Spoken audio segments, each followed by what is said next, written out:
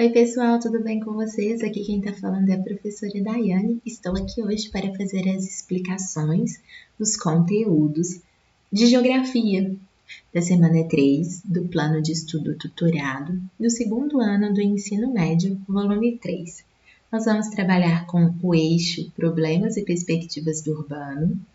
A habilidade, ou melhor, as habilidades, são reconhecer as contradições nas formas de apropriação dos novos mercados de produtos ecologicamente corretos pelo capitalismo global.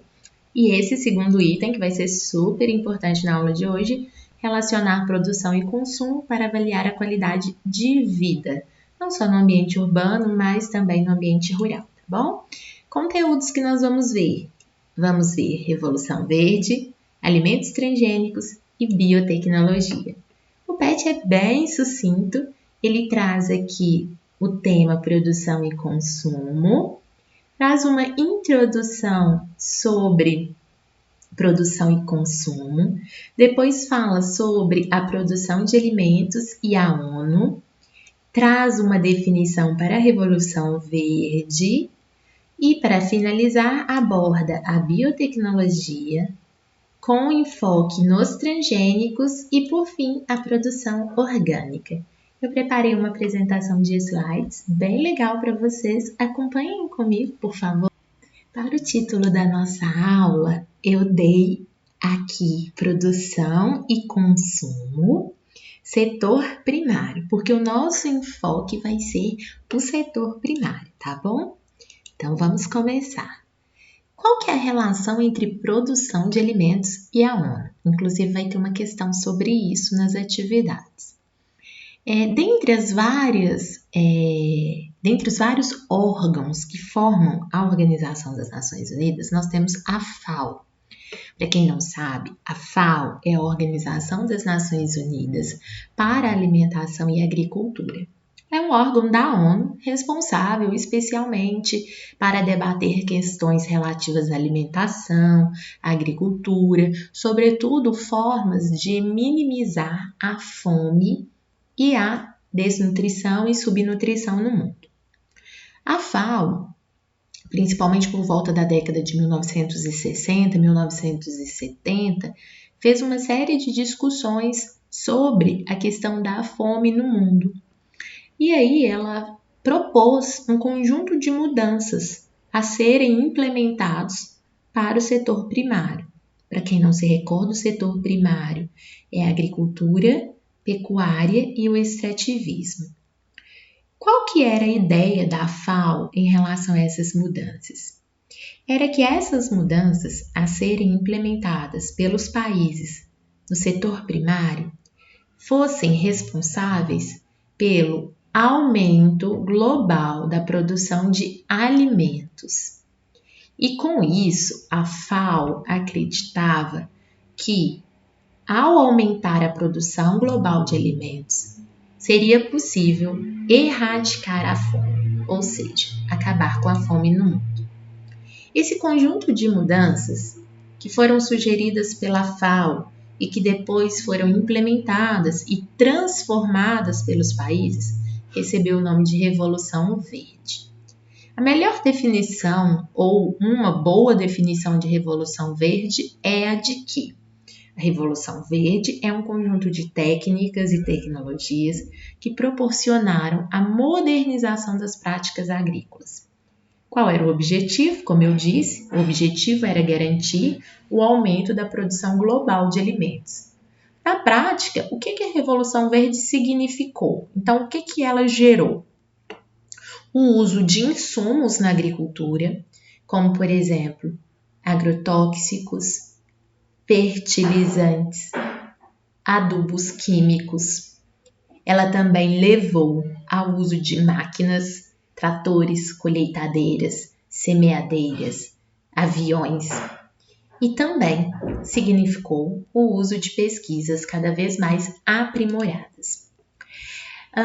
Vamos pensar o problema da Revolução Verde. O problema é que não acabou com a fome. Tá vendo que eu coloquei até carinha de tristeza aqui?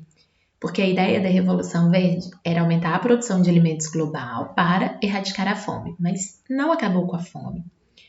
Aumentou o desemprego estrutural, porque muitas máquinas passaram a executar o trabalho que antes era feito por empregados. Eles perderam seus empregos.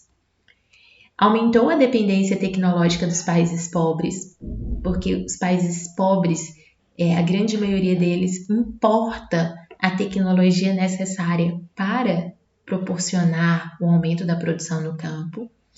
E como houve um aumento do desemprego estrutural, consequentemente, nos países pobres também aumentou o êxodo rural, que é a saída de trabalhadores do campo para a cidade, porque muitos desses que perderam seus empregos se viram forçados, ou viram como uma única alternativa migrar para a cidade. Um outro item que vai ser trabalhado no PET é a biotecnologia e transgênicos. Não dá para a gente pensar em revolução verde e não falar de biotecnologia e transgênicos. Porque uma das características da revolução verde é o uso da biotecnologia e também a geração de transgênicos.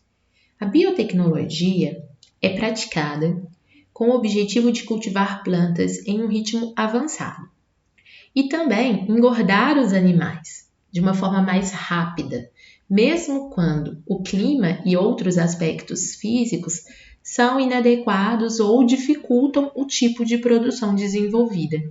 Então, a ideia da biotecnologia é desenvolver mecanismos, desenvolver formas de acelerar o cultivo das plantas e também a engorda de animais.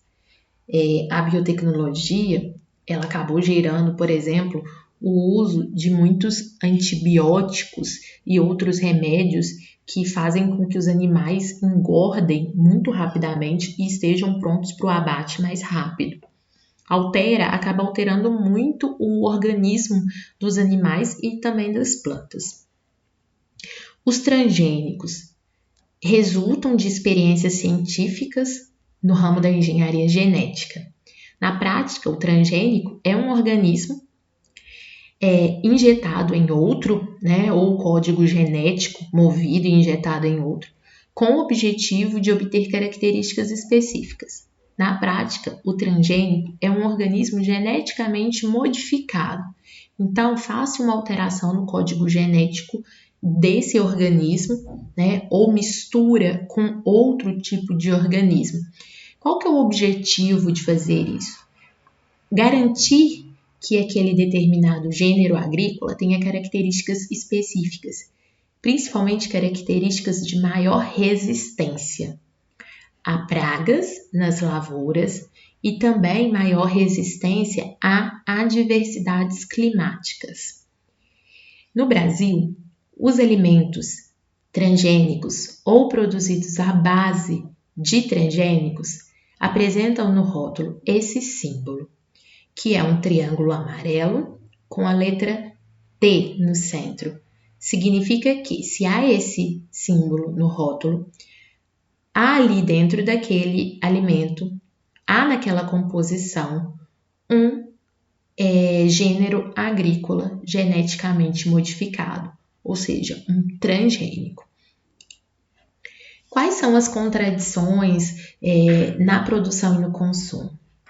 O uso elevado de substâncias químicas, e aí eu falo, por exemplo, o uso elevado de antibióticos para fazer com que os animais engordem mais rápido ou para fazer com que as plantas cresçam num ritmo mais avançado, a modificação do código genético, isso tudo faz parte aqui do uso elevado de substâncias químicas.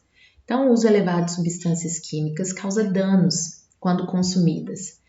Lembrando que se o uso for elevado, muitas vezes pessoas são vítimas do uso de agrotóxicos por conta de contaminação. Existem doenças como câncer, a malformação congênita, obesidades, estão muitas vezes associadas a uma produção e consumo desregrado ou feito de uma maneira inadequada. E olha essa contradição, ela é muito forte. No mundo, enquanto tem pessoas que estão morrendo de fome, há outra parcela da sociedade que morre, na verdade, por problemas relacionados à obesidade, que muitas vezes tem relação com o consumo exagerado de alimentos ou o consumo de alimentos muito gordurosos, com um poder calórico muito alto. Então, essa é uma grande contradição. Agora, nós trazemos uma outra possibilidade de produção, que é a chamada produção orgânica. Os produtos orgânicos são limpos e adequados à saúde. Um produto, para ser considerado de fato como orgânico, ele tem que ter sido desenvolvido sem a utilização de qualquer substância química. É um produto que respeita os ciclos da natureza, além de preservar a biodiversidade e também a vida humana. Numa produção orgânica, numa lavoura orgânica, a matéria orgânica, ou seja, os resíduos, de plantas e outros gêneros agrícolas, são a base para a adubação do solo. Então, não se usa um fertilizante químico. A adubação do solo é feita pela matéria orgânica. Além disso, a própria matéria orgânica também é usada para fazer o controle biológico, para evitar insetos e a perda da lavoura, ok? Então, pessoal, essa foi a nossa aula de hoje. Aguardo vocês na quinta com a correção das atividades. Um beijo.